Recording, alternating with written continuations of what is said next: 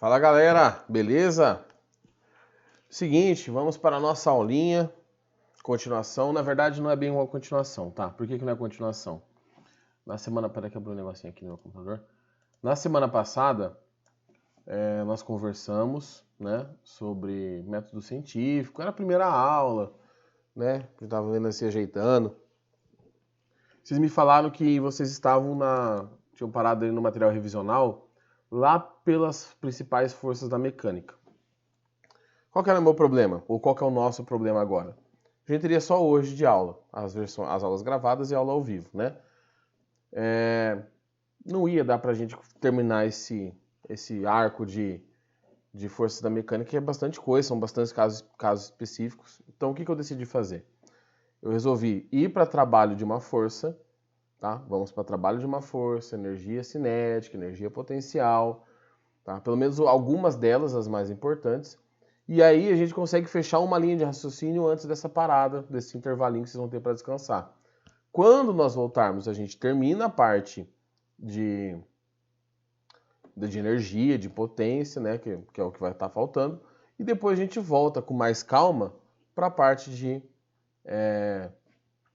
força da mecânica. Talvez até fazendo esse esqueminha de aula ao vivo, aula gravada, por exemplo, as aulas gravadas eu foque só na parte de mecânica, e a outra só, a continuação mesmo, a gente vai no ao vivo. Isso a gente tem tempo para decidir, tá? Mas eu achei que não seria uma boa ideia parar pela metade alguma coisa já na segunda semana de aula.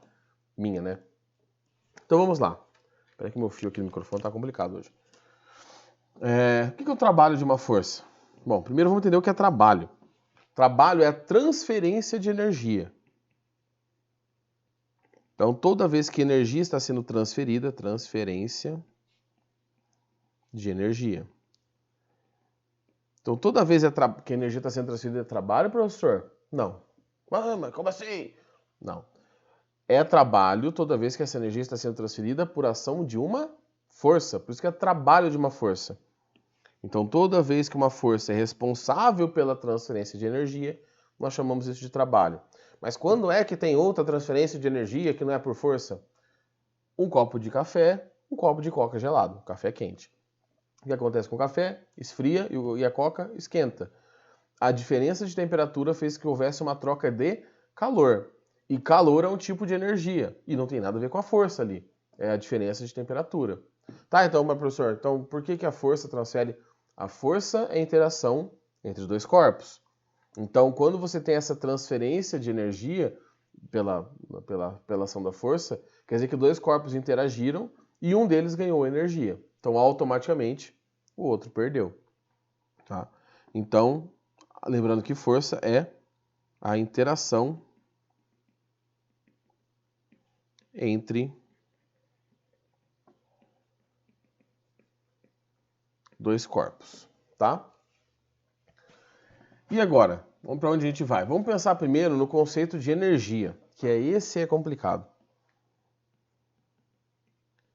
Então, qual é o conceito de energia? Se eu tivesse que falar assim, gente, define energia para mim. Porque trabalho é transferência de energia, tá? Força é interação entre corpos. Massa, sei lá, é a quantidade de inércia. E energia? Ah, professor, energia, eu vi na apostila lá que energia é a quantidade, a capacidade de realizar trabalho. Não. Ah, mas tá na apostila. Então, se eu falar para você que jogador de futebol é atacante, você vai falar que tá certo? Fala, não, tem zagueiro, tem lateral, tem meio campo, tá? Então, se eu fizer a afirmação inversa, que o atacante é um jogador de futebol, é verdadeiro? Sim. O que a apostila está fazendo, ela está fazendo uma definição, como que eu posso dizer assim, que não é geral, tá? Energia não é capacidade de realizar trabalho. Porque às vezes você tem energia e você até tem a capacidade de realizar trabalho, mas você vai ter que transformar essa energia em outra coisa para aí conseguir realizar trabalho. Realizar trabalho só com o calor, por exemplo, é praticamente impossível. Então o que é energia, professor? Então, já vou te contar para vocês aqui, só entre nós. Não tem definição energia. Ninguém sabe o que é energia mesmo. Ah, meu Deus, como assim? Mentira! Não. Jovem, energia é um conceito que durante os estudos lá, muito antigamente, perceberam que uma quantidade, uma grandeza física se conservava nos sistemas. Você calculava antes, dava a mesma coisa depois. Antes e depois. Deram o nome de energia. Na verdade, teve a parte de calor, que aí depois foram juntando tudo. E hoje a gente trabalha com o conceito de energia. Então, não é bem uma definição também, mas por que é importante estudar energia? Que é um conceito humano, tá? Massa, você sente a massa, ela tá ali, tá? Massa, sólido, líquido, gasoso, essas definições são reais. Energia é um conceito humano. Então ninguém vê energia, ninguém mede energia, você calcula energia. Tá? Ah, mas eu meço a energia que gasta no ar-condicionado. Não, você não mede, você calcula essa energia. Porque o conceito de energia é abstrato. Você mede a corrente elétrica, você mede a tensão, o que a galera chama de voltagem. Aí você mede, mas a energia você não mede, você calcula. Então quando você só calcula algo, entendeu? Tem alguma coisa ali por trás que é um pouco mais profunda. Como que eu gosto de pensar em energia? Então, a energia é uma propriedade dos sistemas físicos,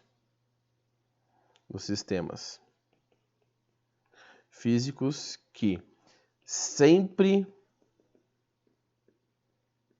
se conserva. Ô professor, eu lembro do primeiro ano, eu lembro de uma aula que eu vi no YouTube, eu lembro do exame do Detran que eu fui fazer, e lá falava que a energia nem sempre se conservava, tinha um sistema conservativo, um sistema dissipativo. Então, quando você pensa na energia como um todo, todos os tipos possíveis, a energia sempre se conserva, tá? Se você considerar também que existe uma relação de massa e energia, que é aquela formulinha conhecida do Einstein, E igual a mc quadrado, então. Mas se você pensar tudo como energia, a energia que existia no começo do universo é a mesma energia que existe hoje, em todo o universo. Ela só se transformou.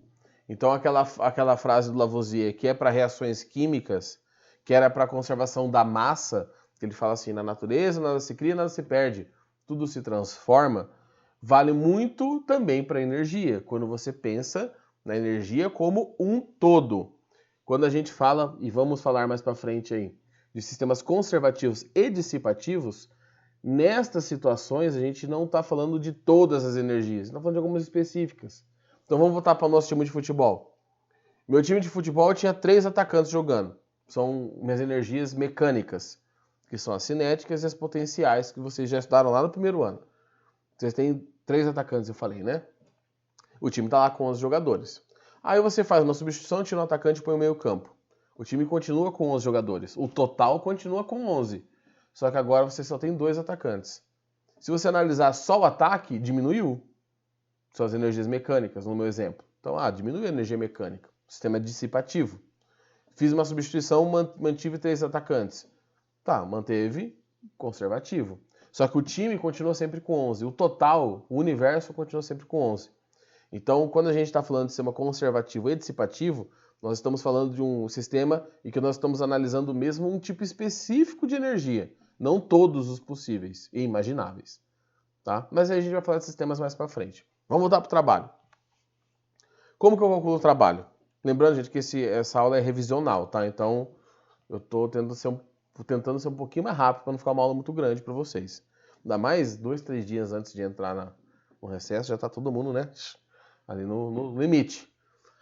Então, temos aqui que o trabalho é igual a força, o deslocamento e o cosseno de θ, que é um ângulo genérico. Você pode encontrar essa equação também, em vez de estar com tal, o tal é essa letra grega aqui, tá? Aqui, ó. Tal. Que representa o T, né? Você pode encontrar com W de work. Então, é até mais comum, pensando no mundo como um todo, é até mais comum. O que cada variável aqui quer dizer? Aqui nós temos o trabalho da força, o F é a força em si, ΔS é o deslocamento, e o θ é o ângulo. Nossa senhora. Ângulo entre a força e o deslocamento, tá?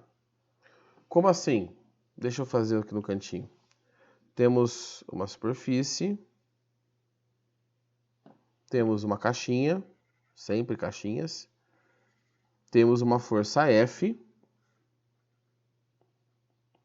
e essa caixa está se deslocando para a direita, por exemplo. Então, eu vou traçar um pontilhadinho aqui, porque o deslocamento está na horizontal, né? Então, vou traçar um pontilhado. É este ângulo θ aqui que eu estou falando, tá? Entre a força e o sentido do deslocamento. Se a força está para cima, o deslocamento está para o lado, é 90 graus. Se a força está para um lado, o deslocamento está para o outro, é 180.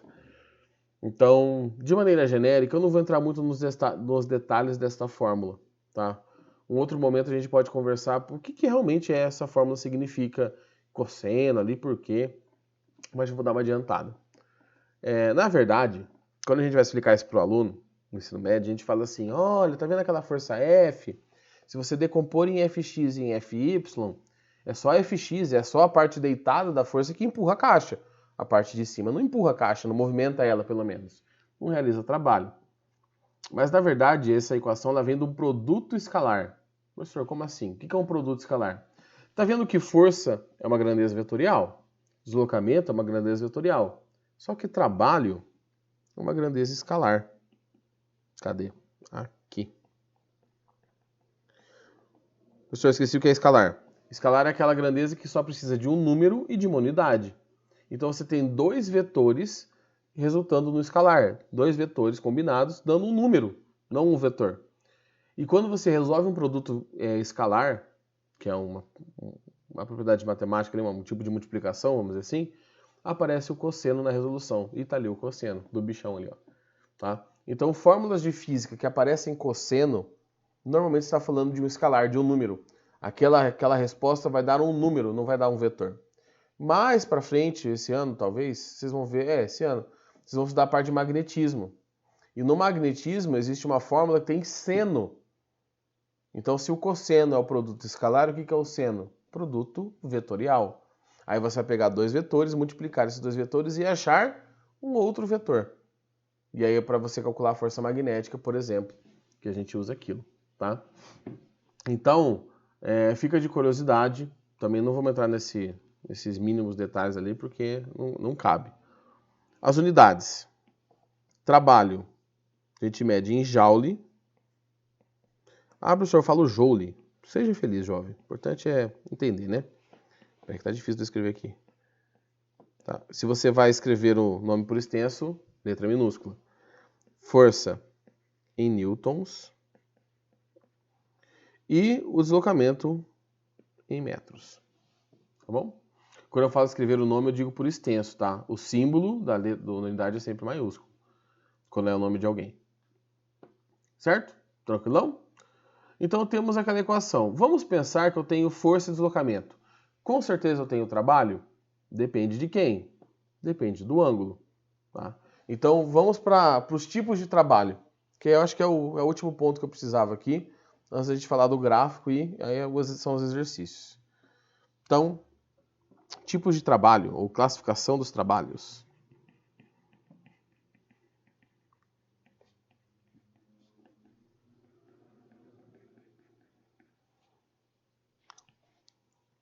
Vamos considerar o seguinte. Eu tenho a superfície,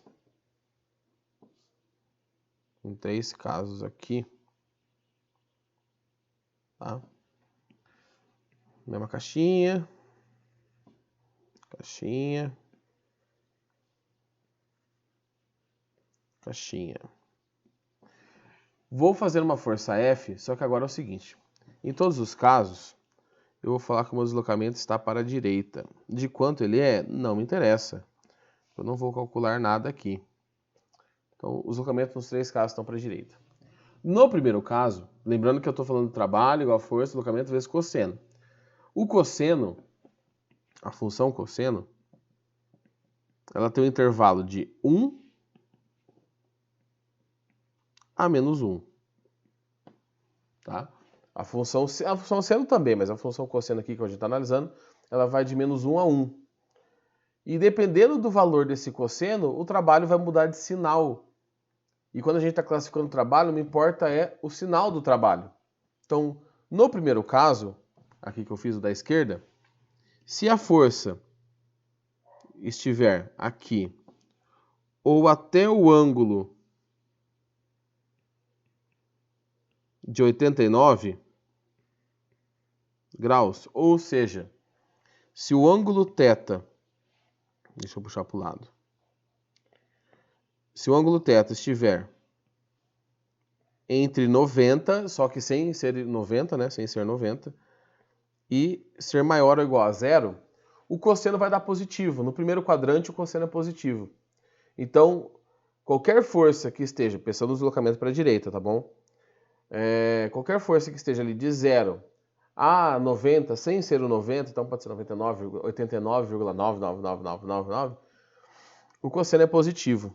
Se o cosseno de θ é positivo, o que acontece com o trabalho? O trabalho é positivo. E esse tipo de trabalho nós chamamos de trabalho motor. É aquele que adiciona energia no sistema.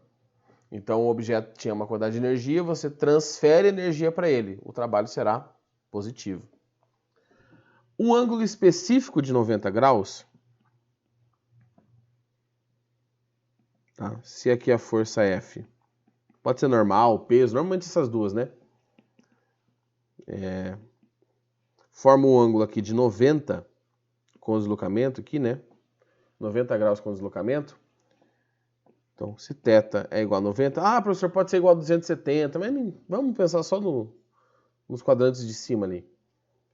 Se θ é igual a 90, cosseno de θ é zero. Tá? Porque cosseno de 90 é zero. Então, o trabalho será zero. Ou seja, isso nós chamamos de trabalho nulo. Ou seja, a força existe, então a força existe, o deslocamento está ocorrendo, só que esta força não adiciona energia no sistema e nem tira, por isso que é zero. Ela não está interferindo energeticamente no sistema. A interação do objeto que puxa a caixa para cima não interfere na energia desse objeto que está sendo movimentado. E por fim, a força quando ela está no segundo quadrante. Aqui eu vou colocar 91 graus, pode ser 90,1, mas vou colocar 91, e 180, quando está nesse intervalo. Ou seja, se θ está entre 180 ou 90, só que sem contar o 90, que o 90 é o caso do meio ali. Nesse quadrante, o cosseno tem valor negativo. Então, o cosseno de θ será negativo. Consequentemente, o trabalho será negativo. Se o trabalho é negativo, nós damos o nome de trabalho resistente, que é aquele trabalho que retira energia do sistema. Ele não adiciona, ele retira energia do sistema. Tá bom? Então, o que nós vimos hoje, por enquanto, né? Trabalho, definiçãozinha. Vamos partir da definição, tá? Um outro momento a gente conversa mais com a equação. Sobre a equação, né? A classificação dos trabalhos e aquela situação clássica em que não dá para usar a equação. Professor, mas como que não dá para usar a equação? Por que você passar um negócio que não dá para usar? Olha aqui. Eu tenho força vezes deslocamento vezes cosseno de θ. O que acontece se essa força ficar mudando de valor? Ela vale 2, ela vale 8, ela vale 7, ela vale menos 5. O que eu faço? Eu vou calcular várias vezes? Não dá. E aí, quando a gente não tem um valor constante, a gente sempre cai nos gráficos. Então, deixa eu puxar para cá e para cá. E aí, para fechar, agora sim, para fechar, vamos para o gráfico, para o gráfico, né? Vou falar direito, professor? Para o gráfico de força por distância, tá? Não precisa ser por deslocamento, força por distância. Então, deixa eu usar minha ferramentinha de gráfico aqui. Imaginem essa situação em que eu tenho... Não, fiz caca. Deixa eu ver se eu consigo fazer uma... Peraí. Vai ficar assim mesmo. Deixa eu me ajeitar aqui, porque eu quero fazer um risco para baixo aqui. Aguenta um pouquinho. Um pouquinho pro lado. Aê, rapaz. Isso aí. Então temos um gráfico de força por distância. Vamos já considerar que está tudo no sistema internacional, bonitinho, Newton e metro. E aí o que acontece? Você tem uma força que aumenta de valor, aí ela diminui de valor, aí ela passa a ser constante,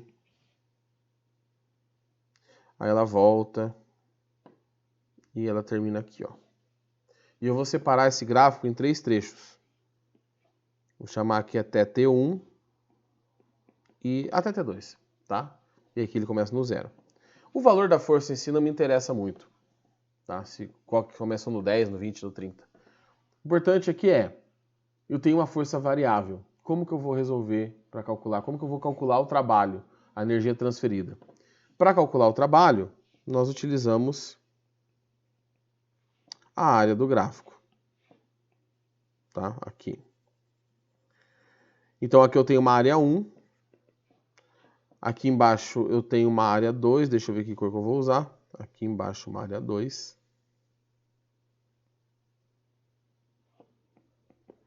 E no segundo trecho, depois de T2, eu não tenho uma área, né? Porque a linha do gráfico está exatamente em cima. É claro, gente, você pode dividir essas áreas. Eu estou fazendo assim, mas você pode, na hora de resolver, dividir aqui, ó, em 2 triângulos e um retângulo. Meu, seja feliz, tá? Faz o que você achar mais fácil. Aqui na parte amarela, você poderia fazer aqui, ó, dividir em um triângulo, não sei se dá para ver direito, deixa eu mudar de cor. Você poderia dividir aqui num triângulo, ó, em mais um triângulo e fazer triângulo e retângulo só, tá? Dá na mesma. Na verdade, eu acho que é até mais fácil, porque a forma do triângulo e retângulo todo mundo lembra. Já do trapézio, o povo é meio... Nhé. Então você calcula essas áreas e o trabalho total será a soma dessas áreas. No caso ali, não existe área 3, né? Então, área 1 mais área 2. O que acontece nesses intervalos aqui? De 0 até T1, o trabalho é positivo, porque a área é positiva. O trabalho é positivo porque a área... Oh, meu Deus! Porque a área é positiva. De T1 até T2, já tem uma coisa um pouco estranha. O trabalho é negativo porque a área é negativa. Afinal de contas, né? Se aqui é o 0, para baixo do 0 é negativo. Então aquela força ali é negativa quando você for calcular aqui, ó. Aqui assim, ó. Aqui vai dar uma força menos algum valor, menos F. Professor, mas não existe área negativa. Lógico que existe. Em gráfico existe. Porque o gráfico não representa a realidade. O gráfico representa um artifício matemático. Neste artifício matemático você tem áreas negativas. No mundo real você não tem área negativa. Não tem... Deve ter sido esse primeiro exemplo que falaram para vocês. Não tem menos 1 metro quadrado de pano, né? Tem 1 metro quadrado de pano. Então, em gráficos você pode ter área negativa. E de T2? Vou fazer aqui embaixo, tá? Adiante, o trabalho, pelo menos nesse gráfico aqui, né? O trabalho é 0, porque você não tem área nenhuma. Então, no trecho amarelo, você tem um acréscimo de energia, porque o trabalho é positivo.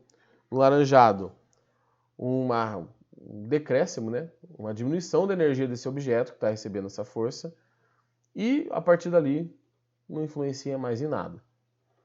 Então, temos uma força variável? Gráfico. Só tomem muito cuidado, gente, porque assim, é um erro tão bobo com as unidades. Vê se aqui está em newtons, vê se aqui está em metros.